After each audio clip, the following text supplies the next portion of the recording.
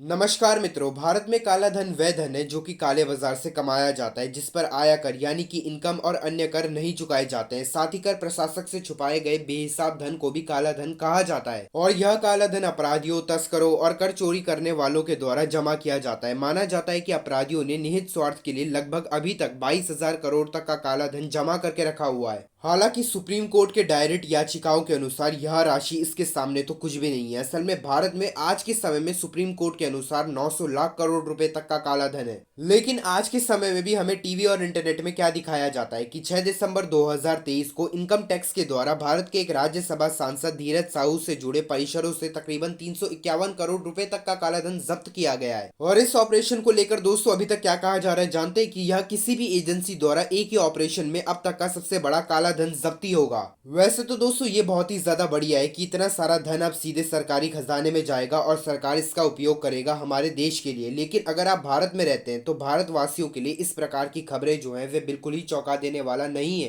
क्योंकि दोस्तों इस प्रकार की खबरें हमें 10 बार सुनने को मिल जाता है एक महीने के अंदर हमारे देश में कि इतना सारा धन यहाँ पर पकड़ा गया है तो कभी इतना सारा काला धन वहां पर पकड़ा गया है। लेकिन काला धन दोस्तों कभी समाप्ति नहीं होता है। इसका कारण भी यही है कि सबसे ज्यादा दमनकारी कानूनों वाले समाजों में यानी कि ऑपरेसिव लॉज वाले समाजों में काला धन सबसे ज्यादा फायदा देता है। वैसे तो काला धन जिस भी देश के नागरिक के पास है उन्हें यह काला धन बहुत ही ज्यादा फायदा देता है, लेकिन दमकारी कानूनों वाले समाज के देशों से हमारा अर्थ था कि सोवियत यूनियन और चाइना जैसे देश। ऐसे देशों के लोगों ने खुद की कमी को दूर करने और प्रतिबंधित सामानों को प्राप्त करने के लिए भूमिगत यानी कि अंडरग्राउंड अर्थव्यवस्था की ओर रुख किया है और वे अभी भी यह कर रहे हैं। लेकिन दो अन्य मामलों में इन्हीं प्रकार के देशों ने सामान में मूल्य नियंत्रण लगा दिया था, जिससे सामान अप्राप्रिय यानी कि अनऑब्टेनेबल हो गया था। और यहीं पर से काले धन ने इस नुकसान को कम करने के लिए एक बहुत ही बढ़िया तरीका प्रदान किया था। पर जैसे ही काला धन इस विश्व के सभी देशों में इन प्रकार के रहने वाले लोगों की कमी को पूरा करता जा रहा था, वैसे ही काला धन जो है वह इस विश्व में बहुत ही ज्यादा बढ़ता जा रहा था। बिल्कुल ऐसा ही दोस्तों हमारे देश भारत में भी हुआ था। लेकिन हमारे देश के अंदर काले धन के बढ़ने का दो सबसे बड़ा कारण है ब्लैक मार्केट और अंडरग्राउंड इकोनॉमी। और इन दोनों ही कारणों से हमारे देश के नागरिकों ने अपना पूरा का पूरा काला धन जो है वह विदेशी बैंकों में जमा कर रखा है। लेकिन अभी तक ये बात अज्ञात है कि आखिर कितना सारा धन जो है वह विदेशी बैंकों में है काले धन के रूप में।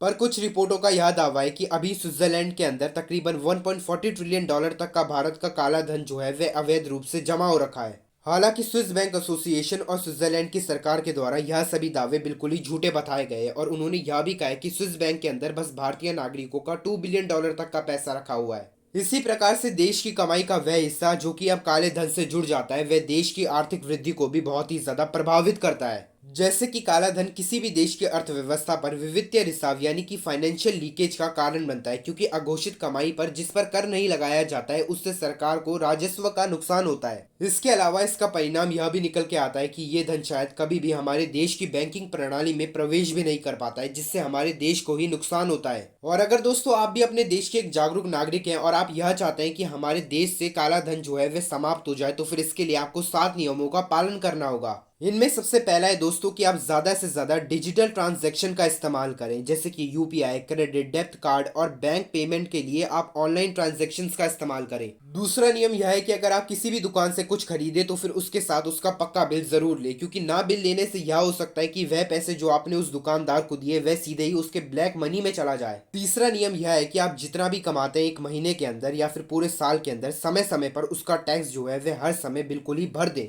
चौथा नियम, कोई भी ऐसी संपत्ति, गहने या फिर कोई भी महंगी चीजें ना खरीदे ज्यादा पैसे देकर जहां पर आपके पास उस चीज के बिल्कुल भी पूरे डॉक्यूमेंट जो है वे नहीं है। पांचवा नियम, आपके देश की सरकार के द्वारा लाए गए नियमों का पालन करना या फिर उनका समर्थन करना, जैसे कि डीमोनेटाइजेशन और टैक्स रिफॉर्म्स का। छठा नियम, ज्यादा से ज्यादा अपने आसपास के लोगों को जागरूक करना या फिर आप इसे यह भी कह सकते हैं कि ज्यादा से ज्यादा काले धन को लेकर लोगों को शिक्षित करना, जैसे कि इससे क्या प्रभाव पड़ता है किसी भी देश की अर्थव्यवस्था पर। अब सातवां और अंतिम नियम, अगर आपको पता है कि काला धन बड़ी मात्रा में कहीं पे रखा हुआ है तो फिर सरकारों की प्लेटफॉर्म का उपयोग कीजिए, जैसे कि इनकम टैक्स डिपार्टमेंट, स्टिप ऑफ सिस्टम या फिर एंटी करप्शन हेल्पलाइन पर, ताकि इन सातों तरीकों से आने वाले समय में हम अपने देश से ज्यादा काले धन को कम कर पाएं। और ऐसा करने के लिए हमें और हमारे देश को आपकी सहायता और समर्थन दोनों चाहिए।